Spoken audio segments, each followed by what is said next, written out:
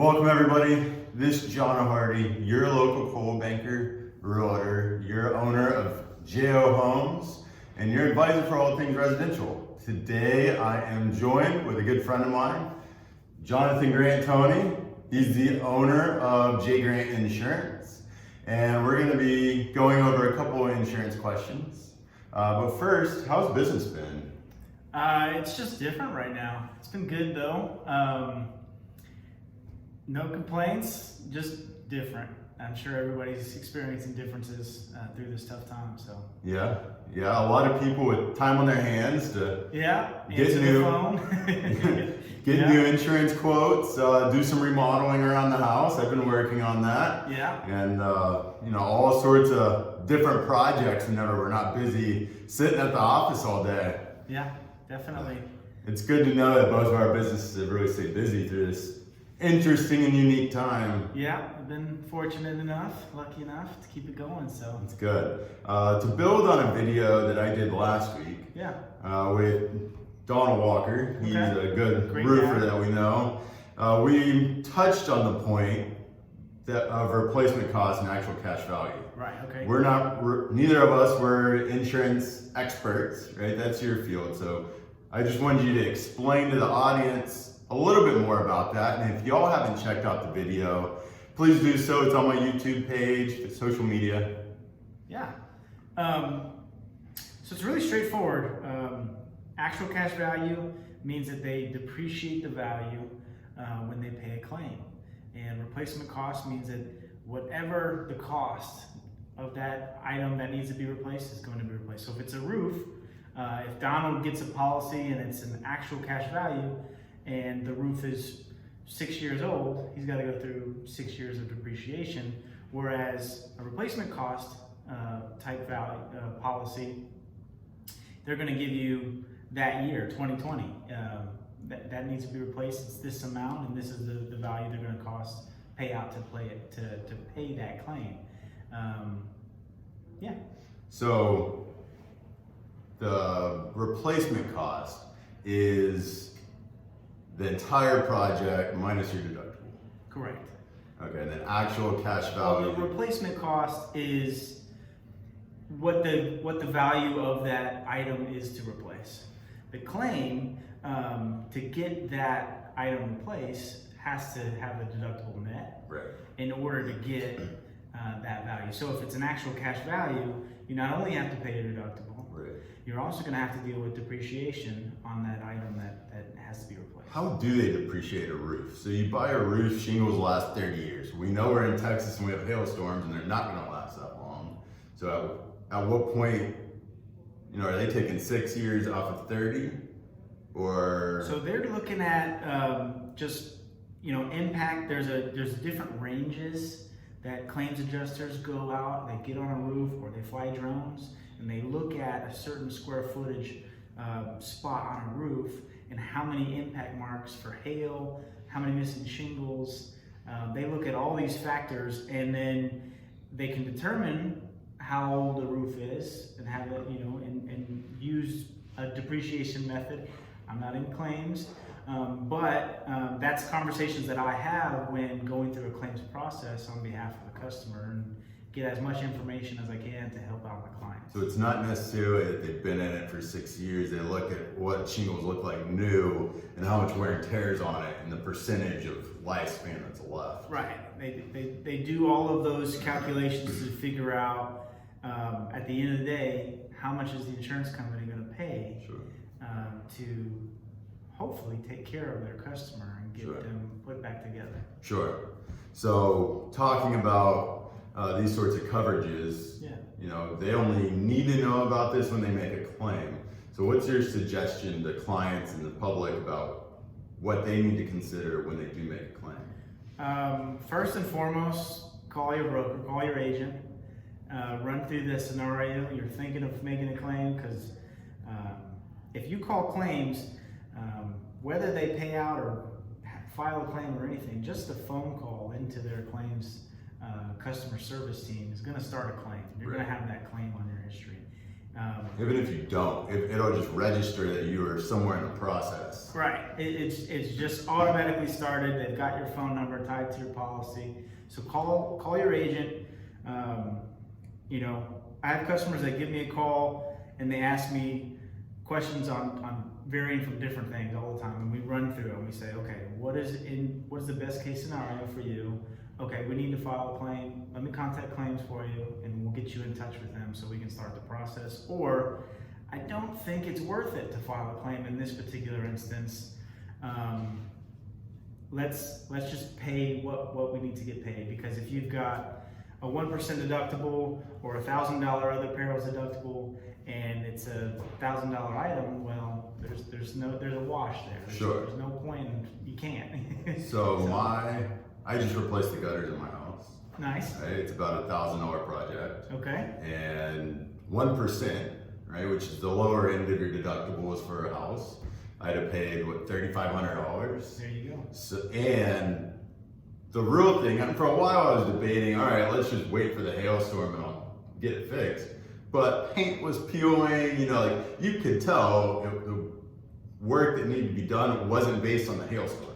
So correct me if I'm wrong, but the adjuster's gonna come out and they're gonna say, oh, this was done due to hail, and this is already an issue, and we're not covering this under your claim. They're going to look at all those factors, and again, they're going to tally up what it is that they feel that they're comfortable with paying and what they're responsible for paying due to the claim that you filed. So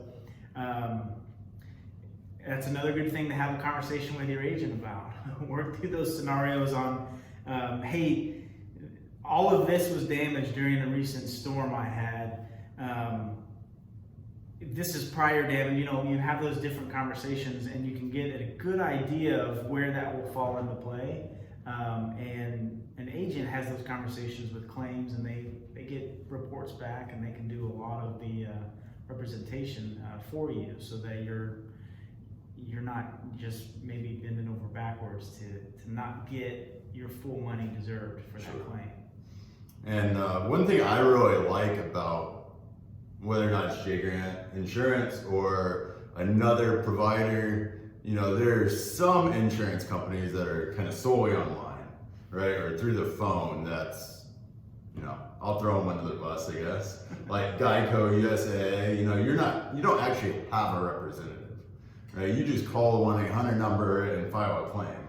Whereas for me, I call you and you can make the claim for me, and you can talk to them on my behalf and come from a professional perspective versus me. I know a bit about insurance. I'm in the real estate industry, but I don't work in insurance every day. So it behooves me to have somebody like you on my side. Well, I appreciate it. You don't go to court and not take an attorney, right? Like that's just, it wouldn't do you any good. So I don't know. That's one thing whether or not I choose you, right? A lot of people I know do, but whether or not they choose you or somebody else, I think having a real agent, not a 1-800 number, is a very good decision. And I mean, there's a lot of things that we ask about, and good agents understand. There's different renovations that you go through in the home. There's different changes that take place, updates, all of those things. You keep track of those notes, and you build that relationship so that when a time comes for the insurance company to pay out, you've already taken all the steps, all the precautions that needed to be done in the first place, so that the claims process should be a snap and be easy. And if it's not, I'm there. Sure. Yeah. So what are some of the things that cause insurance premiums to go up, and you as, you know, kind of fighting for your clients, how can you kind of mitigate that? So there are a couple of different things that cause premiums. Claims, obviously, and not just your claims. Insurance is a pooling of risk.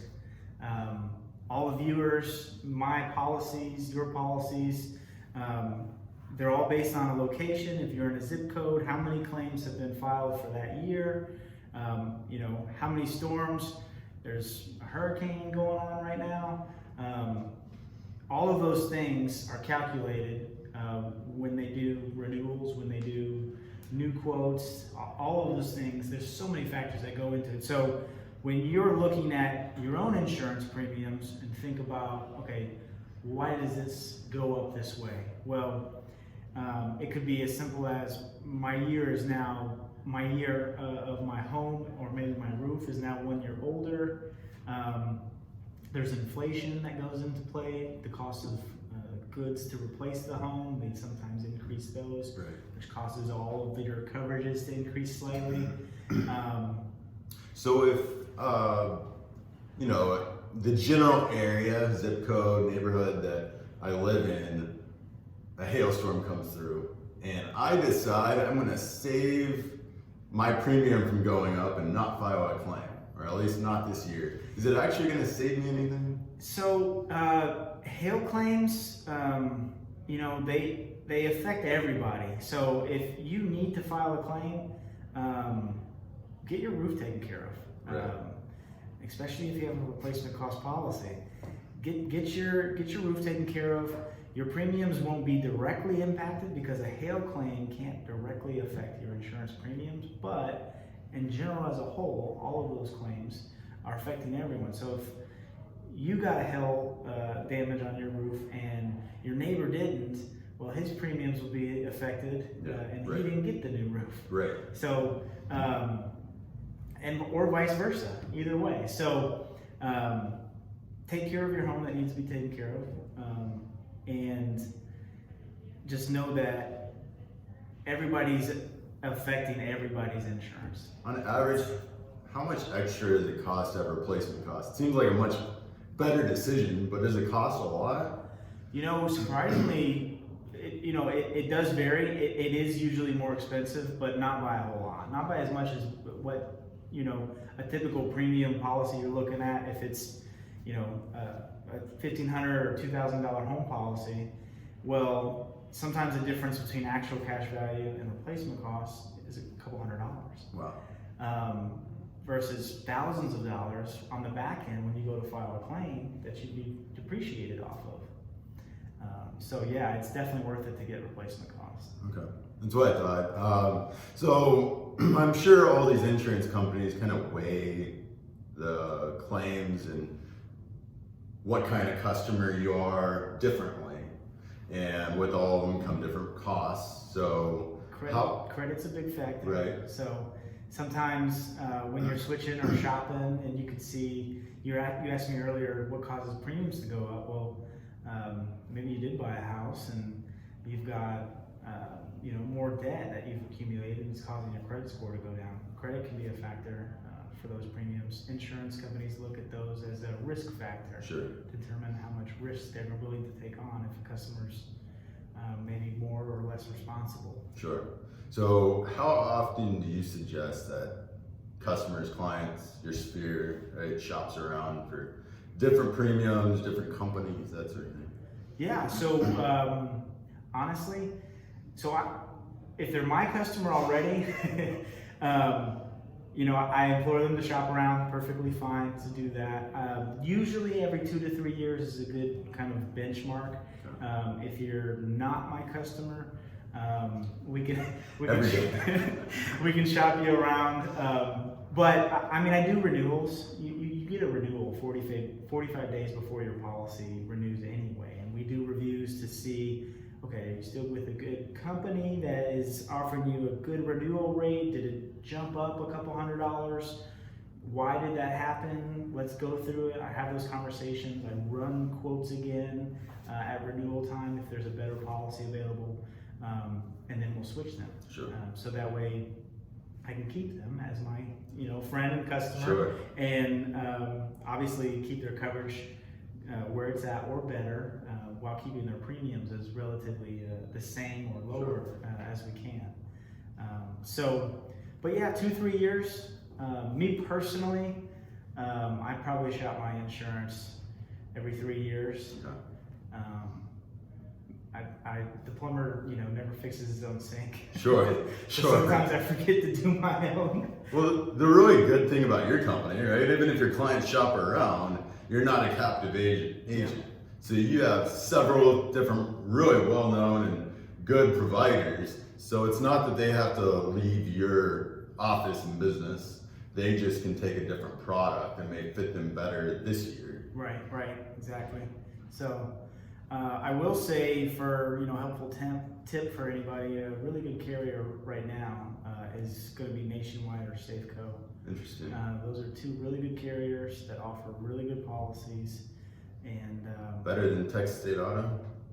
State Auto is still great, great company, based out of Columbus, growing market share in Texas, very popular for the independent market, and great policy. Depending on the policy, there's 6 different policies with that one carrier. So they don't really do any marketing, but they are very respected and well appreciated insurance provider.